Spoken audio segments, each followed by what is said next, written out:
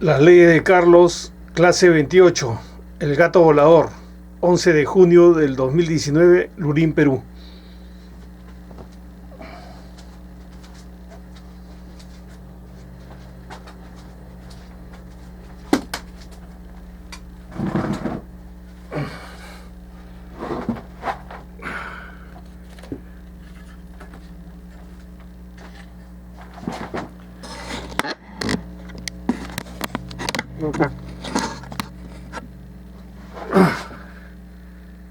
Buenos días. En esta clase vamos a ver un recuento de algunas apariciones, de algunas visiones reales, ¿no? Concretas en la tercera dimensión, que se manifiestan en todo lugar del planeta, en todos sitios, en todas las latitudes, y que a veces simplemente no lo archivamos, lo dejamos pasar, ¿no? Entonces, siempre hacemos eso, ¿no? Se nos presenta un fantasma y solamente decimos que lo hemos visto, decimos que nos ocurrió aquello, contamos como una anécdota, pero no lo archivamos, no lo documentamos. Pero ahora con el uso del celular masivo, ¿no? Que ha llegado a las manos de todas las personas en el planeta, entonces ya la gente toma fotos, hace videos de platillos voladores, fantasmas, duendes, gatos voladores, unicornios voladores, pegasos, ángeles, etcétera, etcétera. Entonces es una gran facilidad, ¿no? Que nos da el uso del teléfono celular. Pues tiene cámara, tiene buena resolución y tiene también cámara fotográfica, de video, etcétera, ¿no? Entonces eso está ayudando a hacer ciencia con las apariciones, con las cosas ocultas, que generalmente se consideraban una especie de fantasías o de alucinaciones, o en todo caso no había pruebas, ¿no? Para poder confrontar ante aquellos que dudaban. Entonces, una serie de visiones, ¿no? Que te habrás imaginado, decía, ¿no? Entonces, o estás loco, o que has tomado, o que has consumido drogas. Siempre la gente estaba en ese plan, ¿no? Tratando ellos mismos de ocultar las evidencias, ¿no? Porque en este planeta de pruebas, que es el planeta Tierra, no está permitido realmente que haya evidencias de lo paranormal o de lo sobrenatural, porque es un planeta de pruebas que está limitado tan solamente a tener fenómenos tridimensionales y no otro tipo de fenómenos, porque esas son las pruebas que tenemos que pasar. Y siempre ha habido, ¿no? Manifestaciones, y era como una especie de duda que siempre quedó, y en la que el mundo académico y el mundo formal siempre se apoderó de la primacía, ¿no? Y tomaban como a locos o desquiciados a los que afirmaban consecutivamente que esto se veía. Y la Santa Inquisición en su época, pues el criminal clero católico se hizo de las suyas y empezó a matar gente, ¿no? A todo aquel que decía que veía fantasmas, los asesinaban, los quemaban vivos.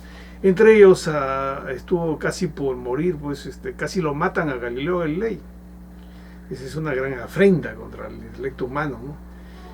Que esos curas locos, delincuentes, curas homosexuales en su mayoría, locos, ¿no? Imbéciles, que a nombre de la Iglesia Católica, ¿no? De la Sagrada Iglesia Católica, que no tiene nada que ver con estos imbéciles. Sin embargo, ellos se apoderaron de la Iglesia Católica y han hecho locuras y han hecho asesinatos y lo han utilizado como negocio. Antes no había qué profesión escoger. Mi abuelo me contaba, ¿no? Mi abuelo, niño de Guzmán, yo soy por parte de mi madre niño de Guzmán. Mi abuelo materno me contaba de que en su época, ¿no? Hablamos del año pues 1940, 1930, ¿no? Cuando él era joven, la década del 30. Dice que no había mucho que escoger, ¿no? Había la universidad aquí en Lima, ¿no? La Universidad de San Marcos, que es la más antigua de América, más antigua que todas las universidades norteamericanas, que se jactan de tanta intelectualidad y de antigüedad, cuando aquí en el Perú está la universidad más antigua del continente americano, San Marcos, y que dicho sea de paso, cuando yo la visité más parecía un colegio de secundaria que una universidad, ¿no? Lleno de una animalandia, lleno de estudiantes viciosos, llenos de afán de lucro. No estudiaban por estudiar, por la ciencia, sino estudiaban para tener una profesión, para llenarse los bolsillos, cuando el fin de la universidad es la investigación científica, cosa que prácticamente nunca ha hecho San Marcos, ¿no? Estoy hablando de la universidad más antigua de América del Sur y de América del Norte, que es todo el continente americano, la Universidad de San Marcos. Bueno, entonces tanto los académicos como el clero católico pues han sido criminales, han sido pues la basofia que han hecho que no se pueda hacer un archivo, ¿no? Aunque hay curas que sí han hecho archivos, por ejemplo en Ocopa, en el convento de Ocopa en Huancayo, el convento católico tiene su seminario, hay archivos de apariciones, hay archivos de investigación en todos los campos, antropológico, espiritual, etc. Pero la verdad de todo es que detrás de todo también la Iglesia Católica tenía el fin de extinguir todos los mitos andinos, todos los mitos incas, preincas, etc. Y de hacer prevalecer la religión católica. Y en medio de ello siempre las evidencias de que había curas, pues santones también que levitaban, ¿no? Entonces, que hacían milagros, curaban, como en todo monasterio, ¿no? Entonces todo esto lo digo como una presentación porque realmente da cólera recordar los crímenes de la Iglesia Católica, que a pesar de que tiene en su interior también curas santos, sacerdotes santos, la mayoría, ¿no? El 99% es corrupto. Como en toda institución, ¿no? Como en la universidad misma, que 3/4 partes de su tiempo lo dedican a buscar el sustento como sea, ¿no? Sin ser buenos profesionales. Y para eso estudian, para buscar el sustento, y eso está de la mano con la corrupción política. Y los que hemos querido estudiar siempre, los que nosotros, por lo menos yo soy yo, que siempre hemos querido estudiar, jamás hemos pisado en la universidad y hemos estado al margen de eso, y siempre hemos estado con nuestros libros, nuestra propia experiencia, nuestra investigación. Y en mi caso, yo hice un archivo, acá está, este archivo de mis experiencias paranormales, en el caso del campo paranormal, ¿no? Que dice Galería Sobrenatural del Chamán del Sur, tomo 1 y 2. Actualmente me hago llamar Chamán del Norte, porque yo nací en el norte peruano, Chimbote. Pero anteriormente a eso, hace 30 años, 20 años, me decía llamar Chamán del Sur, porque vivo acá en el sur del Perú. Entonces a veces me dicen, ¿tú de dónde eres? ¿Tú eres chamán del sur o chamán del norte? ¿De qué parte eres? ¿Del sur, del norte? De los dos digo, del sur porque vivo en el sur y del norte porque nací en el norte. Y punto. Bueno, entonces en este archivo, porque antes no había pues celulares, ¿no? Los famosos celulares, ni cámara fotográfica se podía tener porque era muy cara, $200. ¿A dónde? Yo nunca he tenido sueldo, jamás he tenido sueldo. Yo he tenido que inventar mi propio trabajo para poder comer y mantener a mis hijos, y comprar mi casa y comprar mis libros. Jamás he tenido sueldo, no tengo seguro social, no tengo nada. No sé lo que es cobrar un sueldo, nunca he cobrado. Siempre he sido independiente, arrastrado como siempre, debido a que los políticos corruptos de este país, como en la mayoría de los países latinoamericanos y del mundo entero, no solamente se dedican a robar. La mayoría de ellos son abogados, profesionales, ladrones, que han robado al pueblo peruano, han robado a todos los pueblos del mundo, todos los países han robado, solo la clase política, y han dejado al pueblo de hambre y nunca ha podido tener ni siquiera la sequencia de llegar a estudiar a una universidad. Aunque ahora sí, el presidente Humala, bien que mal dentro de todos sus errores y crímenes políticos, ha hecho algo bueno. Ha hecho bueno que ha hecho la beca 18. En mi época no había esas becas para estudiar. Entonces uno dependía de la economía de los padres y someterse a los padres y estar bajo su yugo despótico. Y luego, pues, si no estabas bien con ellos, ¿quién te iba a mantener para que tú hagas tu carrera? Y si no lo tenías a los padres, ya prácticamente quedabas relegado. Pero yo nunca me rendí. yo siempre estudié, carajo, toda mi vida he estado en las bibliotecas, he estado siempre tratando de encontrar la luz en el camino para entender el cosmos, porque mi meta en mi vida era iluminarme, entender la verdad absoluta. Y entre tantos de esos estudios que tengo, hice un archivo, porque como repito, en mi época no había celular, no había plata para una cámara fotográfica, no había plata ni para comer. Y se comía como sea. Entonces hice este archivo de experiencias paranormales que he tenido para hacer ciencia de eso. Porque ahora, con el celular, si se te aparece un fantasma y tienes a la mano el celular, lo fotografías. Si aparece un ovni, lo fotografías. Aparece un fantasma, lo fotografías. Entonces vas acumulando pruebas y eso se vuelve sistemático. Entonces se convierte en una ciencia. Lo que no se podía hacer consecutivamente y de forma liberal anteriormente, ¿no? Pero ahora sí, ahora tenemos recién estos celulares que nos permiten pues hacer ciencia con los fenómenos esporádicos y tener las pruebas efectivas. Pero yo no tenía pues ni celular esto lo he hecho a partir del año 70, del 75, y hice mi archivo, no fui nada tonto y tengo acumuladas las pruebas que me han ocurrido y también las pruebas de otras personas que son dignas de crédito y que conversan con uno de igual a igual, porque uno también ha tenido su experiencia, ellos también, entonces uno intercambia datos, ¿no? Y que son muy importantes para hacer ciencia de las ciencias ocultas, para que no estén tan ocultas. Entonces, en medio de ello, me han ocurrido un montón de experiencias paranormales. He visto platillos voladores, he visto... lo primero que vi, que tengo más recuerdos fuertes en esta primera página, es la flor del higo. Ahí está. Lo he dibujado, ahí está el higo, ahí estoy yo mirando las flores del higo, ¿no? En el jardín de mi casa, cuando yo vivía en Chimbote. De repente yo tendría unos 10 años de edad, ¿no? El año 1968 más o menos. Entonces yo estaba en mi jardín. Yo acostumbraba a un niño que me aislé porque no quería estar con los amigos, yo quería estar solo. Quería estudiar la botánica, quería estudiar mis libros, yo quería ser libre. ¿Y para qué iba a estar con los muchachos malcriados? Mejor estoy estudiando, o en todo caso reflexionando, meditando, me dije, ¿no? Entonces paraba en mi jardín, la casa era grande, tenía jardines y amplia, ¿no? Y me sentía a gusto, ¿no? En el jardín, y estudiaba las flores, estudiaba las plantas, cosas maravillosas, ¿no? Y tenía mi 10 años de edad, era un muchacho erguido, cabezón, tranquilo, el hijo mayor de 5 hermanos, y después llegamos a ser 6. Y entonces me dedicaba al estudio de la botánica, me apasionaba porque encontraba en la botánica el universo, el cielo, la creación de Dios, la explicación del cosmos que nadie me lo daba. Y entonces empecé a entender las plantas, la reproducción de las plantas, las abejas, el mundo animal, vegetal, etc.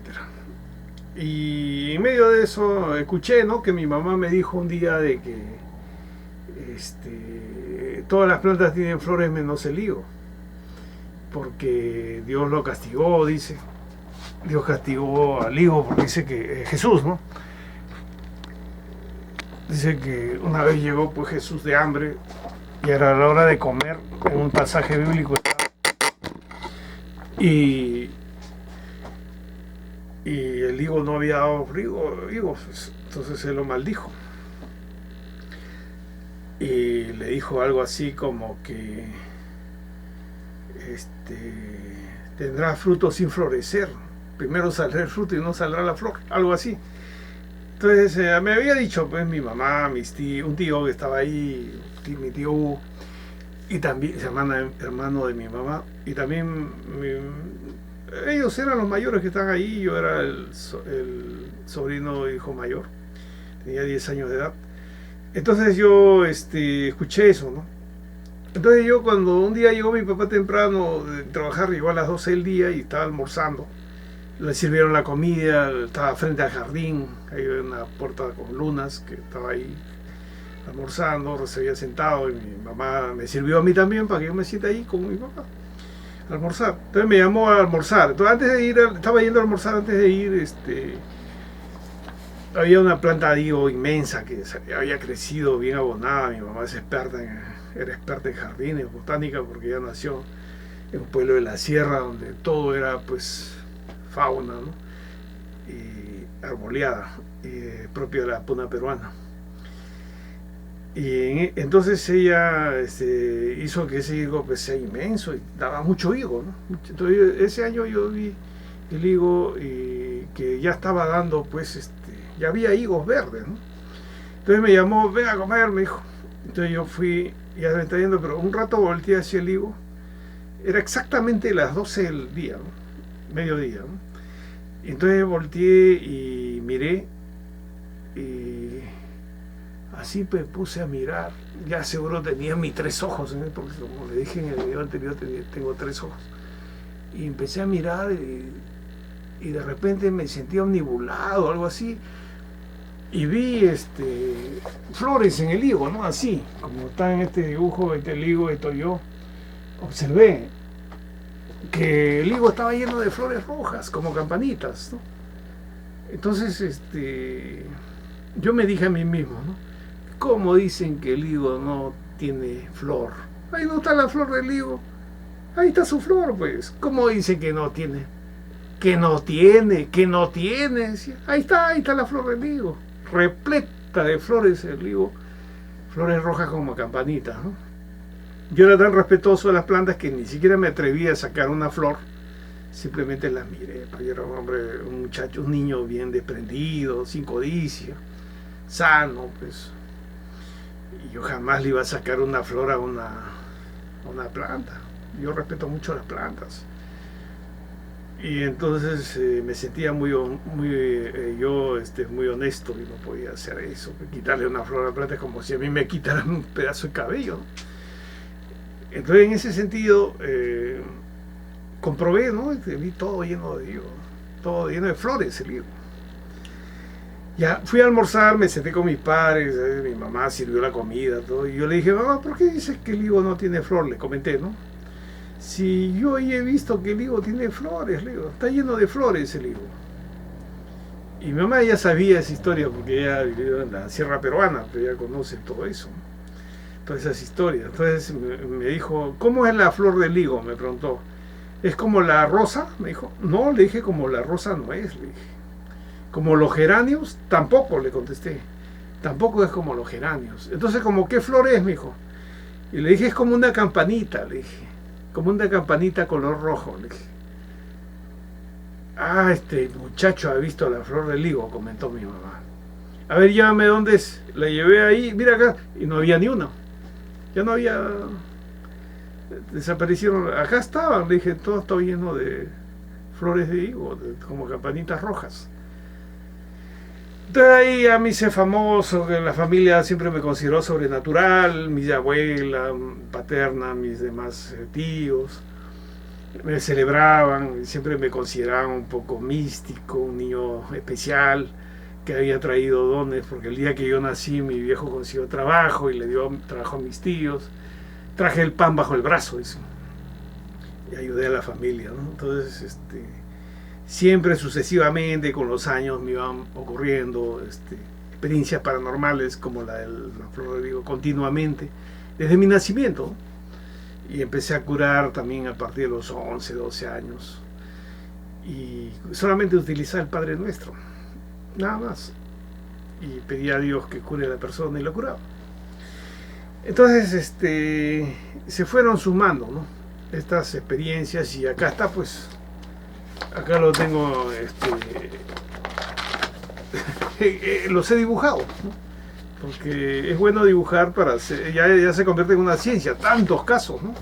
Tantos casos, entonces ya se va convirtiendo ya en una ciencia, ya no es una habladuría, no es un chisme, entonces hay que siquiera dibujarlo, ¿no?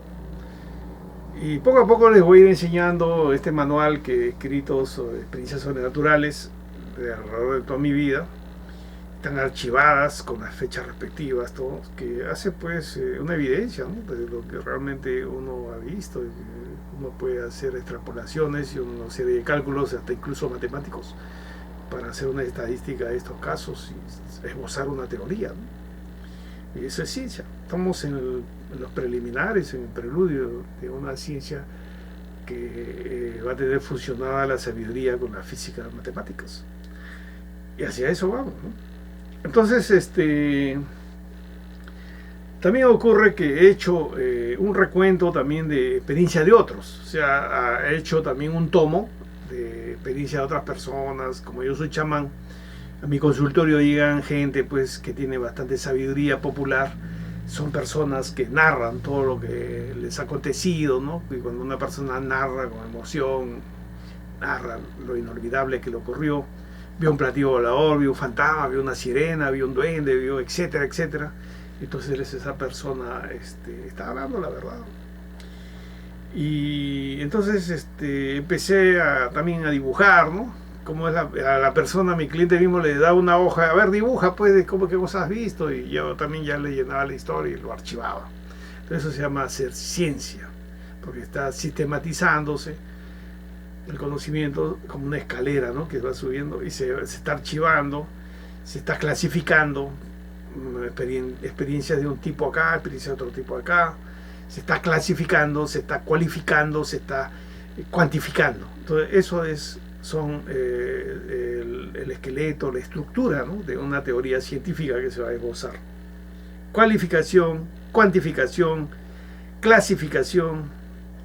Entonces uno ya en base a estas aristas puede esbozar qué está ocurriendo más allá de la ciencia académica, qué tan criticada está actualmente, o sea, al menos por mí, en la ciencia universitaria, que da pena por su ignorancia.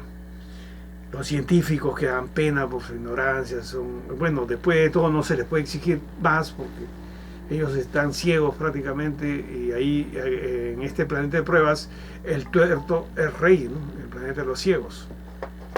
Entonces, en ese sentido, yo me siento bastante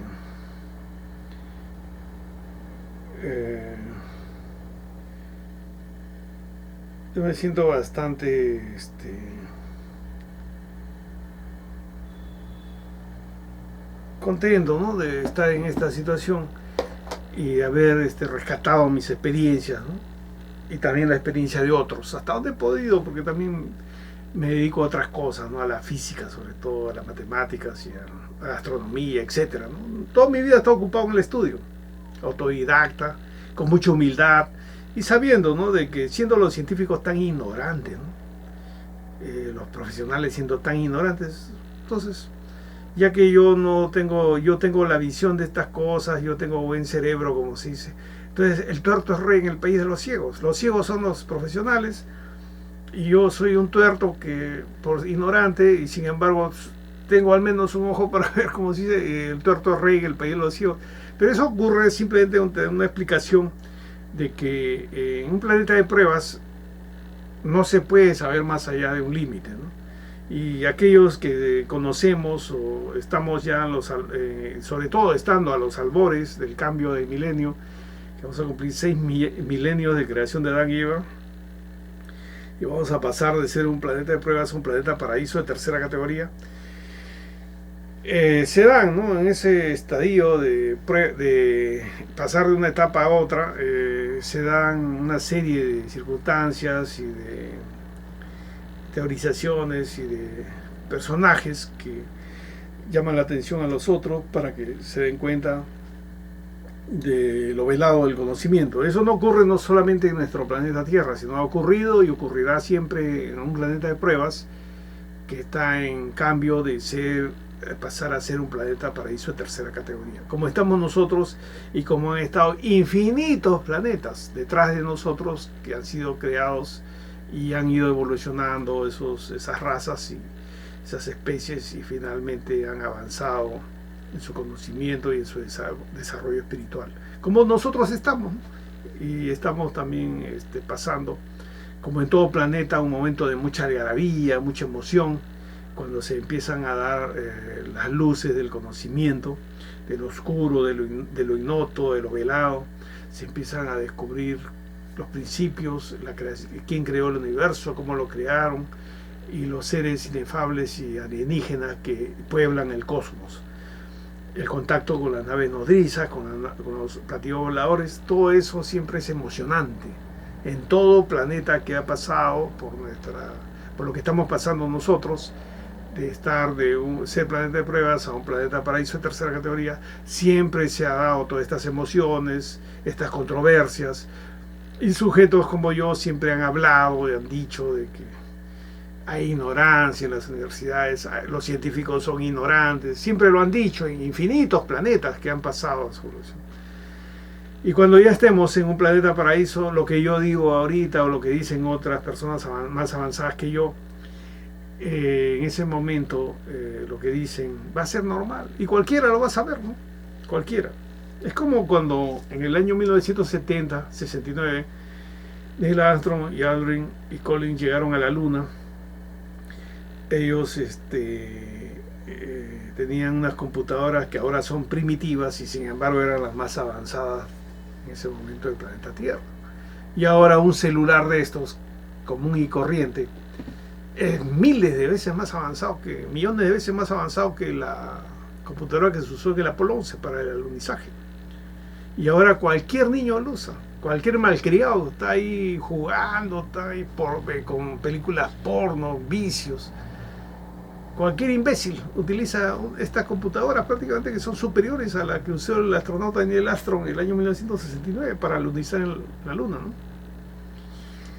Entonces, esa es la diferencia, ¿no?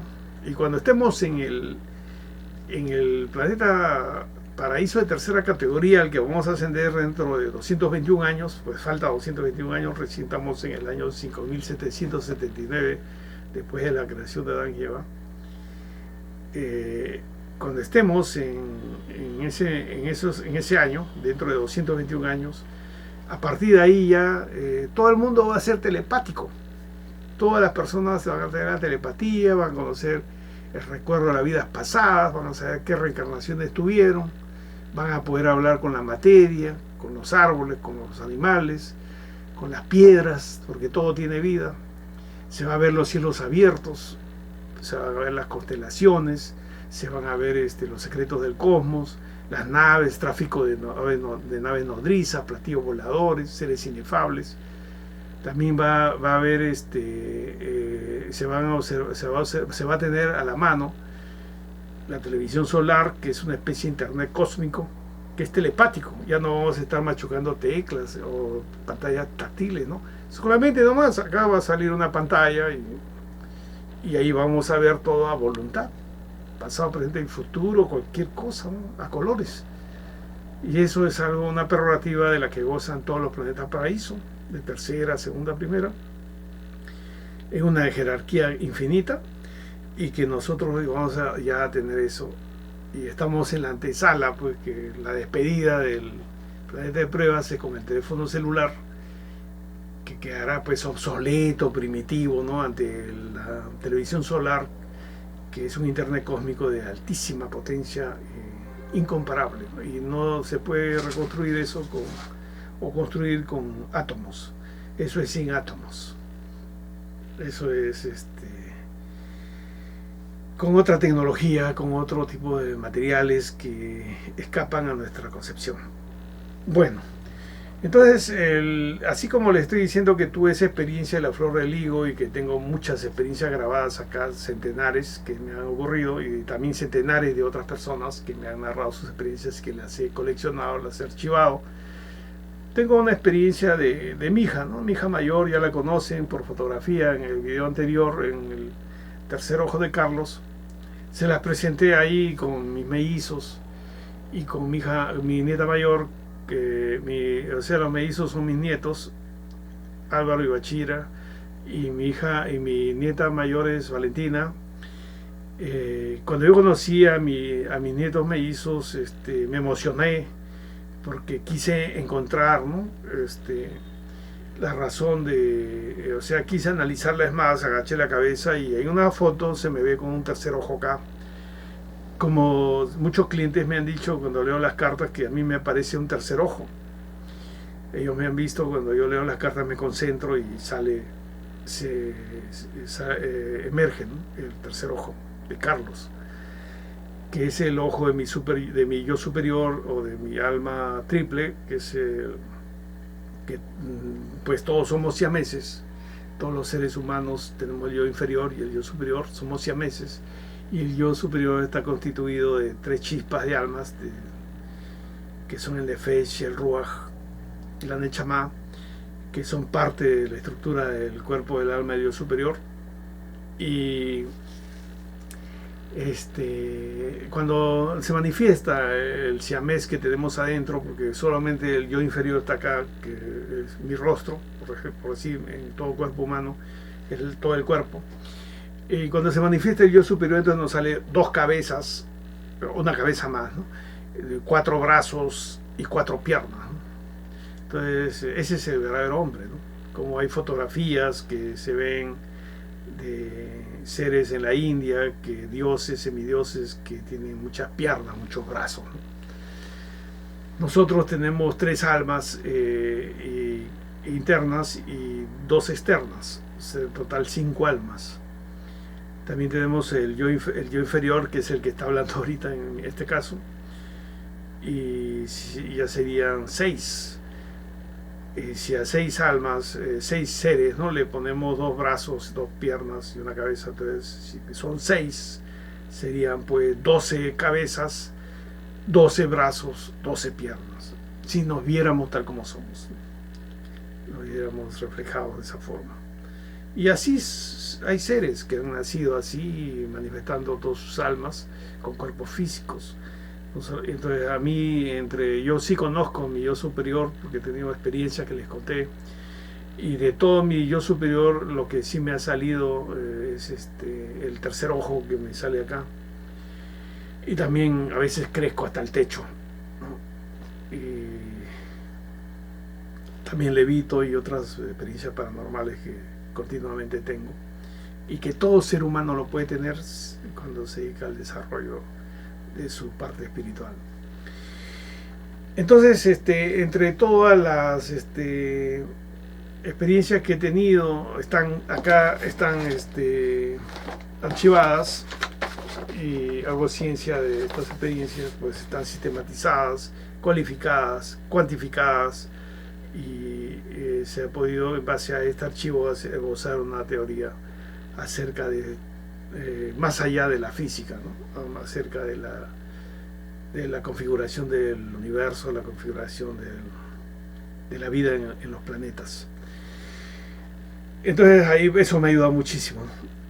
Por eso emané las 10 leyes de Carlos con mucha fundamentación, con mucha potencia, llegando a fusionar la física con la sabiduría, y llegando también a hacer una suprafísica, prácticamente una física que no es para este planeta de pruebas, sino que es para el planeta paraíso de tercera categoría a la que vamos a ascender. Es por eso que suelo decir de que mis teorías van a ser comprobadas recién dentro de 221 años, 220 años, así como la teoría de Einstein de 1916 acerca de la gravitación recién han empezado a ser comprobadas el año 2016, o sea, 100 años después, con el experimento LIGO que se hizo en Estados Unidos. Entonces, de esa forma se ha podido, ¿no?, confirmar la teoría de gravitación de Einstein.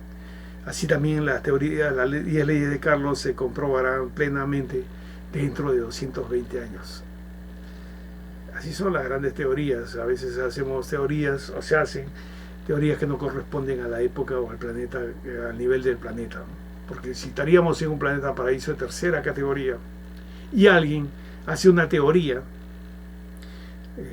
de un planeta paraíso de segunda categoría, tampoco es dable, ¿no?, porque es muy avanzado para un planeta paraíso de tercera categoría.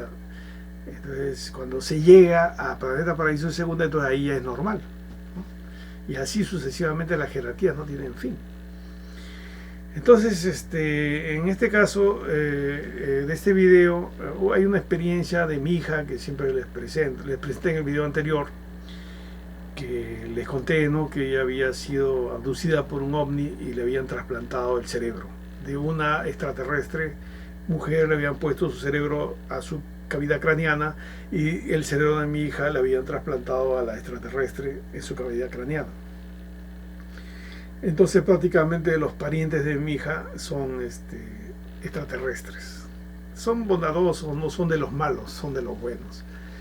Y bueno, yo también estoy emparentado ya entonces con estos alienígenas, y de todas maneras tengo esa prerrogativa con ellos, ¿no?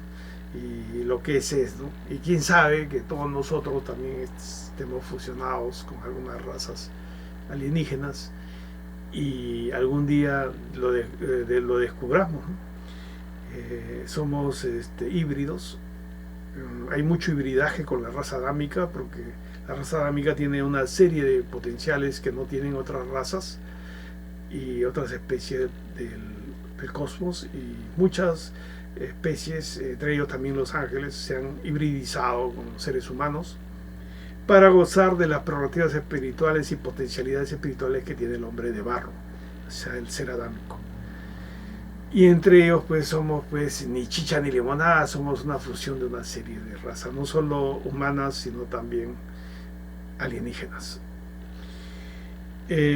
Justamente de esto podríamos comparar con el Perú, ¿no? En el Perú hay muchas razas, raza blanca, raza negra, cobriza, china, razas europeas, caucásicas, de todo. Y razas indias, y estos se han ido fusionando porque antes era más notorio. Y en la actualidad el mestizaje es fuerte, prácticamente ya está desapareciendo las razas puras. Igualmente nosotros los humanos, se dice que los japoneses son del planeta Nipón, los alemanes del planeta Teutón,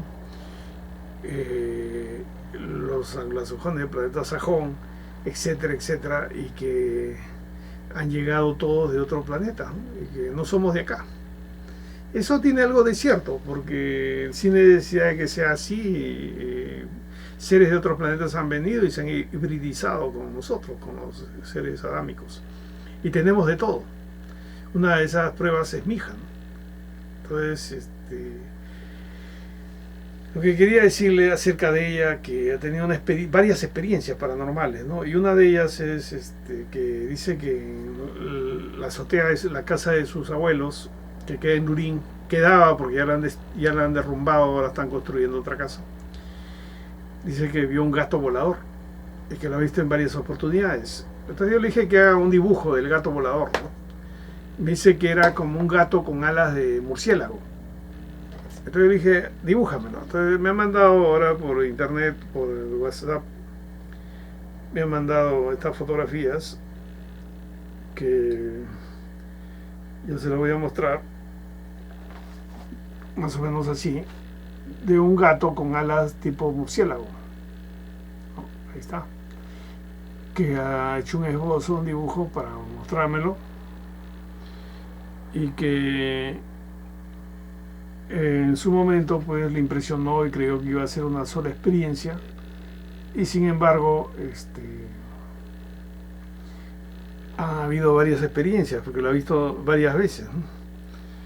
Tratando de hacer lo más cómodo el dibujo para que pueda al menos representar la experiencia que tuvo, ¿no? Y lo veía en la azotea de la casa, ¿no? Entonces es una realidad, ¿no? Yo le creo, porque ella no me va a mentir en ese sentido. Yo sé cuando me está mintiendo, siento. Entonces yo sí no lo he visto, ¿para qué voy a decir? Yo he visto otras experiencias, pero no un gato volador. Entonces en ese sentido también hay a veces por ejemplo, el unicornio volador, eso lo vio mi señora, madre de mis hijos. Ella vio un inmenso unicornio volador blanco allá en Huancayo, en una tormenta, vio. También otros ven el Pegaso, ¿no? Yo he visto Pegaso. Entonces, todas estas experiencias hay que archivarlas, hay que documentarlas. Y también en base a estas experiencias, en otras personas hacen cómics, hacen dibujos y lo llevan a la pantalla, hacen películas Y acá me estaba mostrando mi hija un dibujo que es parecido a lo que ella vio, dice, y que está en la televisión. Es una niña que está montada sobre un gato volador. Eso está en internet. Y me dijo de que era parecido a eso, ¿no? Se le parece al gato con alas que vi, dice. El dibujo de Elena Valor, salen jaguares con bolas, con alas. El dibujo de Elena de Valor, ¿no? ¿Está? Elena de Valor, que lo pueden encontrar, algo similar, ¿no? Entonces, ¿qué significa esto?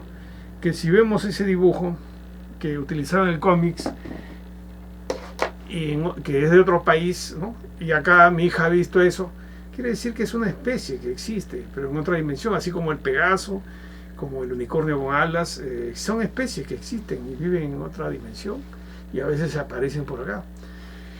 Yo atribuía todo esto de que al lado de la casa de allá en Girón Castilla, donde vive el terreno de mi suegro, que lo han derrumbado y están construyendo otra casa, ahí al costado había antes una bruja muy poderosa, que era la bruja Celinda, que sembró algunos árboles de pecana ahí en la plaza del Madrurín, que tiene mucha fama por sus capacidades de teletransportación, de hechizos, etcétera, de amarres amorosos, y que en Lurín es toda una leyenda y que ya ha fallecido, ¿no? El siglo pasado, bueno, a mediados del siglo pasado para adelante, pero ella trajo toda la tradición y hizo una escuela de brujería en esa casa vecina donde ha visto mi hija ese gato volador, donde dice que era como una escuela, como un instituto donde todas las señoras entraban ahí a estudiar, dirigidas por la bruja Celinda en Lurín, a estudiar brujería, ¿no? Amarres, curaciones. Las mujeres ya se sabe que tienen mucha inclinación por ese campo.